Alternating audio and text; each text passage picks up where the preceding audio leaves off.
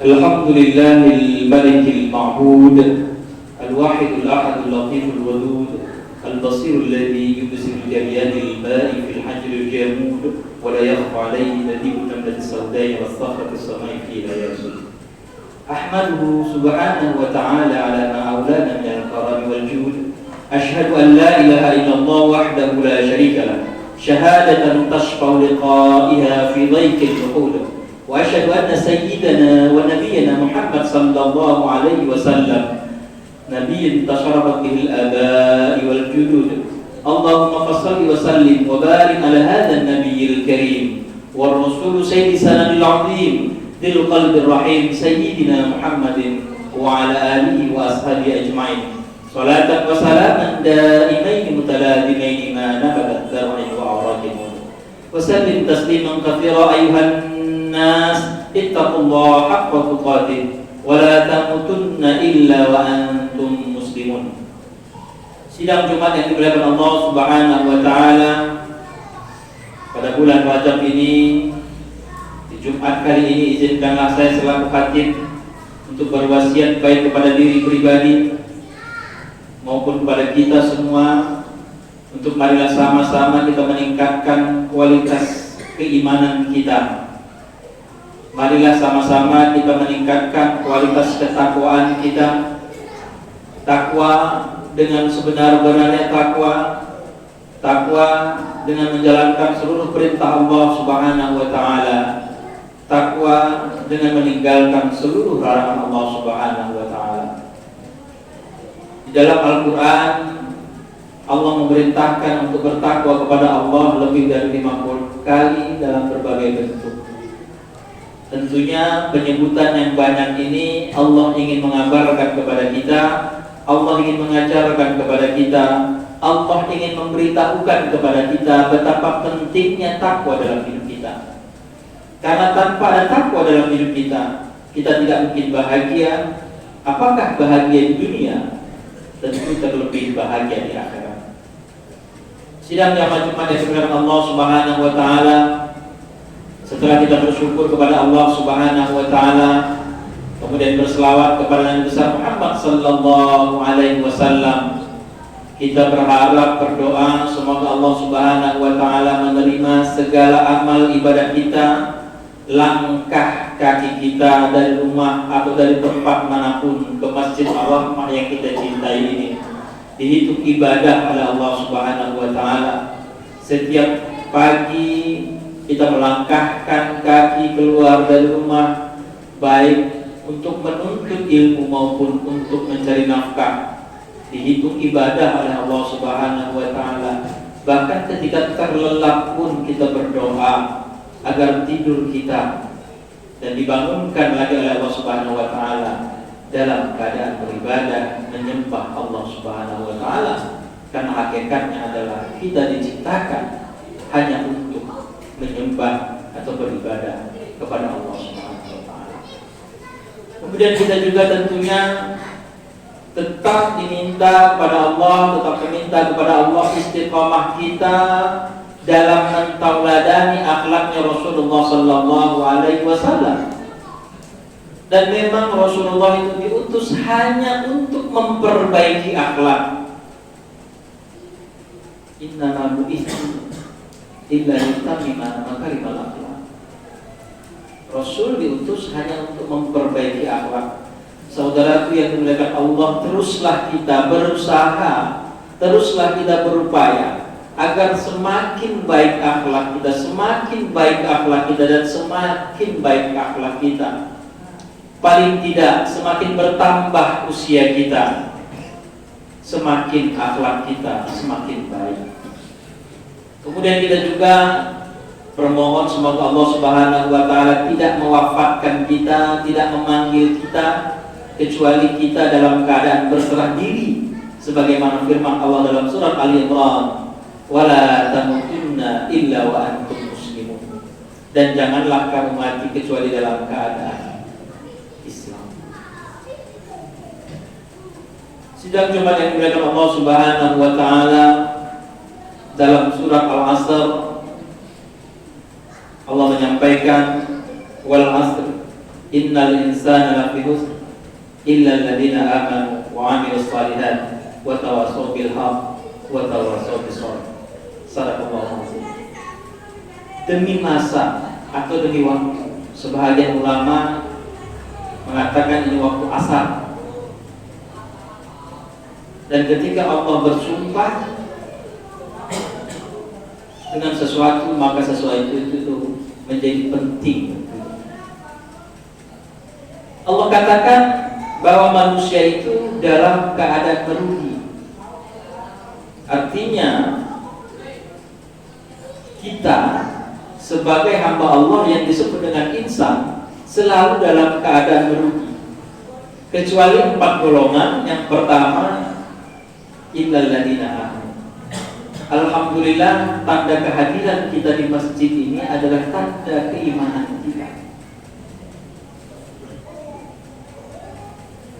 Siapa lagi? Orang-orang yang mengejarkan amal saleh.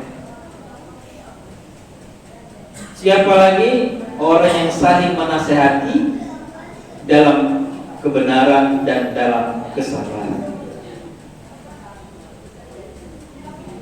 Hari ini kita ingin membahas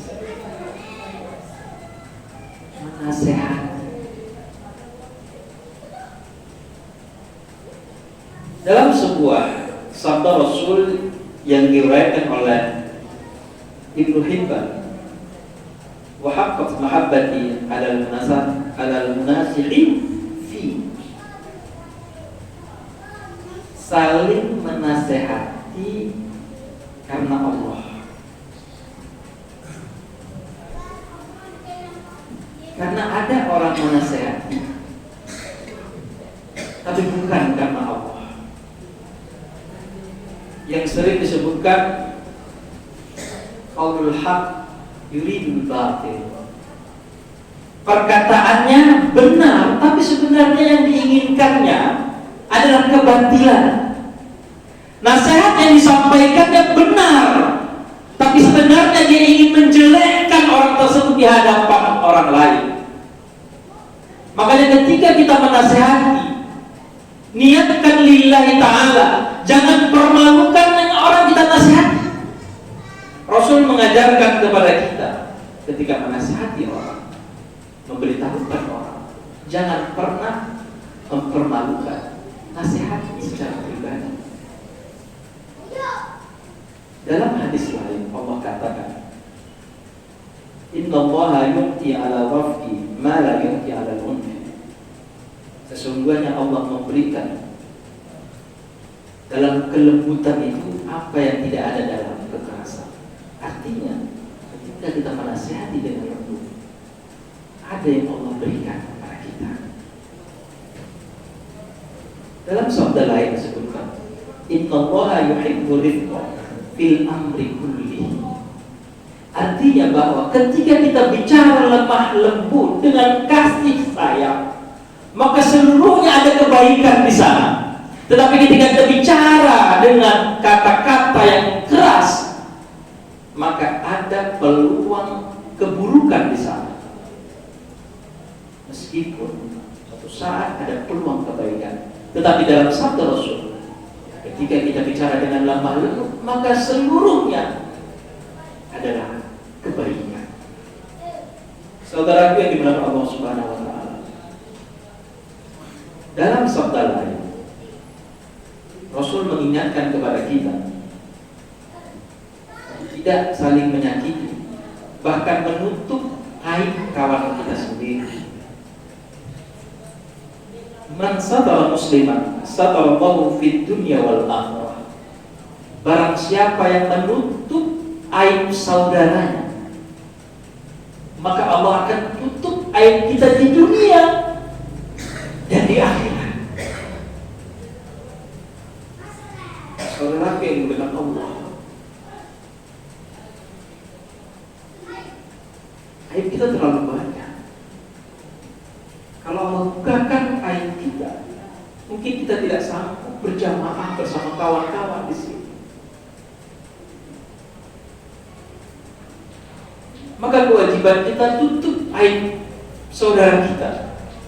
Allah akan menutup aib aib kita bukan hanya di dunia, tetapi ketika hitungan nanti yang jelas dibukakan di akhirat, Allah akan tutupi aib-aib dan kesalahan kita. Bahkan dalam sebuah sabda yang lain, man ra'a auratan fasataraha kana kaman ahya mau'ada. Dalam kata lain, mau'udatan. Barang siapa yang menutup aurat atau aib saudaranya, maka dia seakan-akan menghidupkan seorang anak perempuan. Saudaraku yang Allah Subhanahu wa ta'ala,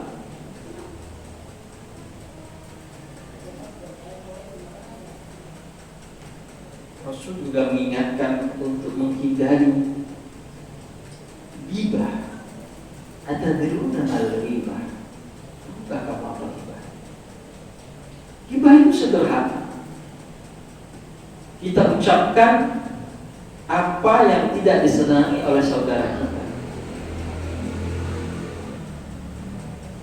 Sahabat bertanya, bagaimana kalau yang kita ucapkan itu benar? Maka Rasul katakan, itulah ghibah. Kalau yang kita ucapkan itu salah, itulah fitnah, yang dosanya lebih kejam dari membunuh. Bahkan dalam firman Allah mengingatkan kepada kita, seperti kita memakan bangkai saudara kita sendiri. Maka itu tentu kita tidak ingin. Lantas saudaraku, batasan-batasan mana yang boleh kita beritahukan?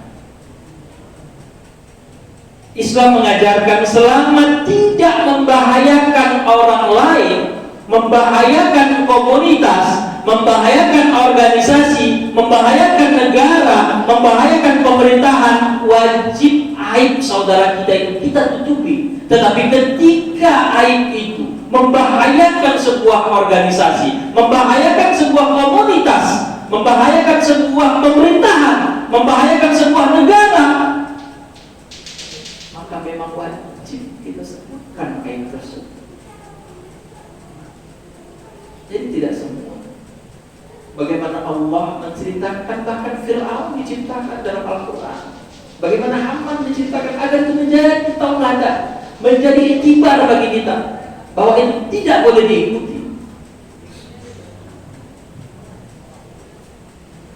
Saudaraku, batasan ini sangat tipis sekali. Apakah kita memberitahukan aib saudara kita kepada orang lain untuk tujuan pribadi atau tujuan umat semata?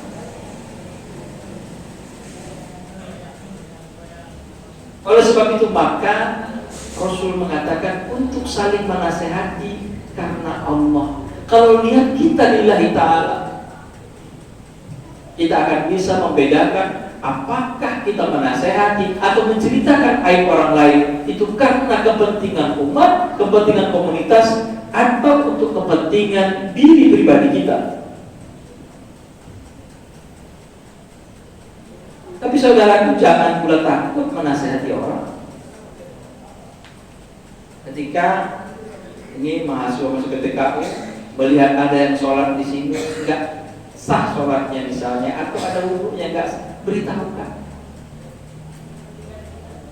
Karena Rasul pernah menyuruh beberapa kali sahabat mengulang sholatnya. Setelah sholat Rasul katakan lagi, engkau belum sholat, sholat lagi. Setelah itu engkau belum sholat, sholat lagi. Setelah itu engkau belum sholat, sampai dia mengatakan cuma ini mampuku ya Rasul. Nah kalau begitu boleh.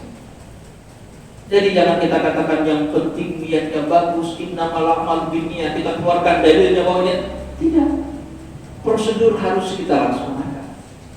Ketika mendengar orang membaca Al-Quran dan makhrajnya salah, paling tidak di masjid ini, masa kita wajib membenarkannya.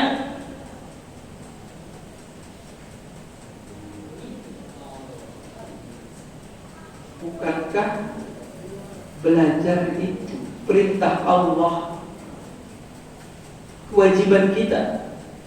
minal mahdi ilal lahdi, dari buayan hingga liang lahat. Jadi tidak boleh kita membiarkan orang yang salah atau orang yang sesat. Dan ini memang salah satu fungsi Majelis Ulama Indonesia. Di samping dia sebagai hukuman, dia juga himayatul umat, menjaga umat dari yang salah. Saudaraku, tentu kita pilih cara terbaik untuk memberitahukan atau menasehati atau menceritakan aib.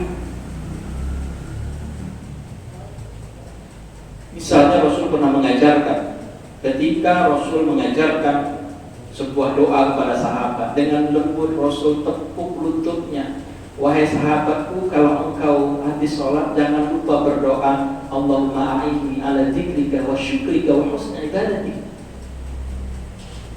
Rasul mengajarkan dengan sangat lemah lembut, dengan cara kekeluargaan yang tepuk.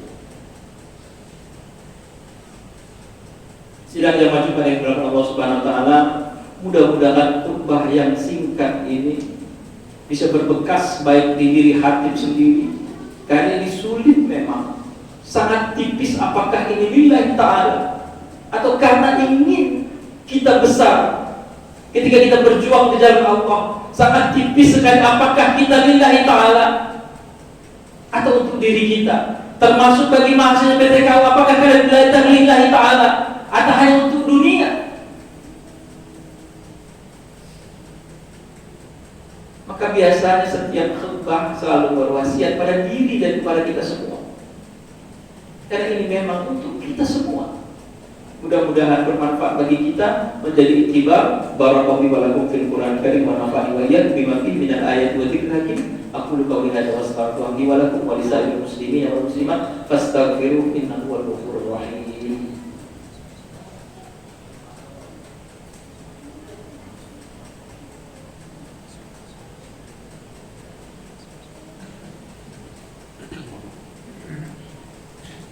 Alhamdulillah hamdan katsiran kama amara, asyhadu an la ilaha illallah wahdahu la syarika lah, al-muta'alliq sarata wa syakara lisa'il bashar, wa asyhadu anna sayyidana wa nabiyyana Muhammad sallallahu alaihi wasallam nabiyyan muntadar.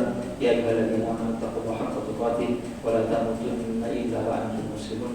Wa'alamu anna Allah ta'ala shalla 'ala al-qadima faqala ta'ala wa lam yazal qailan 'alima wa amran hakima tanbihan lakum wa ta'lima wa tashrifan liqadri nabiyyi wa ta'zima.